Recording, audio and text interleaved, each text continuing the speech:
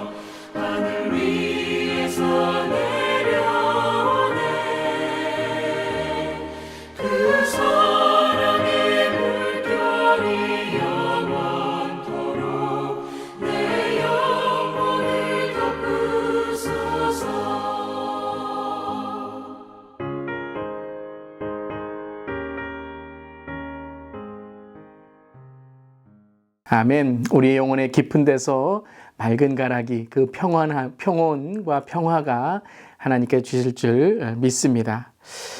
오늘 말씀은 창세기 16장 1절부터 16절까지의 말씀입니다. 하나님의 말씀입니다. 아브라함의 아내 사레는 출산하지 못하였고 그에게 한 여종이 있으니 애굽의 사람이요 이름은 하갈이라. 사레가 아브라함에게 이르되 여호와께서 내 출산을 허락하지 아니하셨으니 원하건대 내 여종에게 들어가라. 내가 혹 그로 말미암아 자녀를 얻을까 하노라 하매 아브라함이 사레의 말을 들으니라. 아브라함의 아내 사레가 그 여종 애굽 사람 하갈을 데려다가 그 남편 아브라함에게 첩으로 준 때는 아브라함이 가나안 땅에 거주한 지 10년 후였더라. 아브라함이 하갈과 동침하였더니 하갈이 임신하매 그가 자기의 임신함을 알고 그의 여주인을 멸시한지라. 사레가 아브라함에게 이르되 내가 받는 모욕은 당신이 받아야 옳도다. 내가 나의 여종을 당신의 품에 두었거늘 그가 자기의 임신함을 알고 나를 멸시하니 당신과 나 사이에 여호와께서 판단하시기를 원하노라. 아브라함이 사레에게 이르되 당신의 여종은 당신의 수중에 있으니 당신의 눈에 좋을 대로 그에게 행하라 하매 사레가 하갈을 학대하였더니 하갈이 사레 앞에서 도망하였더라. 여호와의 사자가 광야의 샘물 곁 곧 술길 샘 곁에서 그를 만나 이르되 사레의 여종 하갈아 내가 어디서 왔으며 어디로 가느냐. 그가 이르되 내 여주인 사레를 피하여 도망하나이다. 여호와의 사자가 그에게 이르되 내 여주인에게로 돌아가서 그 수하에 복종하라. 여호와의 사자가 또 그에게 이르되 내가 내 씨를 크게 번성하여 그 수가 많아 셀 수 없게 하리라. 여호와의 사자가 또 그에게 이르되 내가 임신하였은즉 아들을 낳으리니 그 이름을 이스마엘이라 하라. 이는 여호와께서 내 고통을 들으셨음이니라. 그가 사람 중에 들나귀 같이 되리니 그의 손이 모든 사람을 치겠고 모든 사람의 손이 그를 칠지며 그가 모든 형제와 대항해서 살리라 하니라. 하갈이 자기에게 이르신 여호와 이름을 나를 살피시는 하나님이라 하였으니 이는 내가 어떻게 여기서 나를 살피시는 하나님을 배웠는고 함이라. 이러므로 그 샘을 부엘라 헤로이라 불렀으며 그것은 가데스와 베렛 사이에 있더라. 하갈이 아브라함의 아들을 낳음에 아브라함이 하갈이 낳은 그 아들을 이름하여 이스마엘이라 하였더라. 하갈이 아브라함에게 이스마엘을 낳았을 때에 아브라함이 86세였더라. 아멘. 하나님의 말씀입니다. 하나님 말씀에 감사합니다.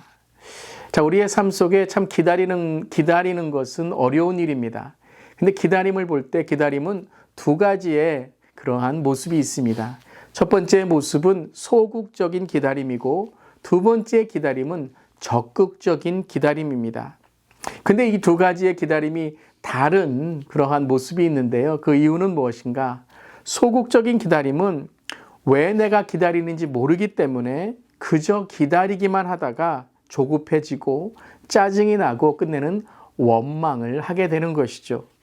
그런데 적극적인 기다림은 왜 기다리는지를 아는 것입니다. 그 이유와 목적을 알기 때문에 현재의 삶을 살아가며 그 미래를 준비하는 적극적인 삶이 되는 것이죠. 성도의 기다림은 어떤 기다림이 돼야 될까요? 바로 이 적극적인 기다림이 돼야 된다는 것입니다. 아브라함이 오늘 정말 이 말씀 가운데 기다리지 못하는 모습이 있었죠. 그 사례도 그러한 기다리지 못하는 모습이 있었는데요. 그것에 가만히 오늘 말씀을 읽어보면 이유가 무엇이었는가? 왜 그들이 기다려야 되는지에 대한 하나님의 이유와 목적을 잊어버렸기 때문입니다. 물론 하나님의 언약을 듣고 그들은 신뢰하고 믿었지만 시간이 지날 때에 그들은 이 하나님의 그 목적을 망각하게 되었죠. 그때 일어나는 모습이 무엇입니까? 바로 소극적인 기다림, 짜증이 나고 원망을 하고 그리고 조급해지는 것입니다. 그리고 그 조급함을 통해서 지금 내 삶에 그 하나님이 하실 일을 나의 방법으로 해버리는 것입니다. 하나님이 주신 언약은 아들을 낳을 것이다. 네가 자손이 생길 것이다 라는 것이죠.